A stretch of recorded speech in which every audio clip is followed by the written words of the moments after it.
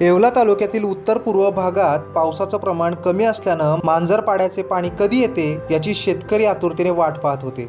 शनिवारी राष्ट्रवादी काँग्रेसचे जिल्हाध्यक्ष दिलीप खैरे यांच्या हस्ते दरसवाडी धरणाचे दरवाजे उघडण्यात आल्यानं समाधान व्यक्त केलं जात आहे।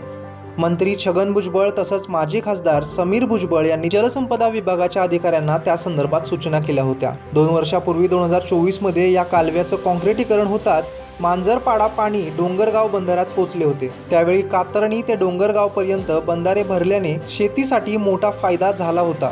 मागील वर्षी देखील कातरणी ते डोंगरगाव पर्यंत पूर्ण बंधारे भरण्यात आले होते। शाश्वत पाणी उपलब्ध झाल्याने शेती बागायती झाली आहे। यावेळी सलग 3ऱ्या वर्षी पाणी डोंगरगाव पर्यंत पोहोचल्याने शेतकऱ्यांमध्ये समाधानाचं वातावरण आहे। दरम्यान यावेळी राष्ट्रवादीचे तालुकाध्यक्ष साहेबराव मडवई, सुनील पैठणकर, अंबादास पगार, अनिल भोकनळ, यमाजी शेलार, राजेंद्र शेलार, चंद्रभान बोळीज, दत्तू सईद, विलास बोळीज, रवींद्र शेलार उपस्थित होते।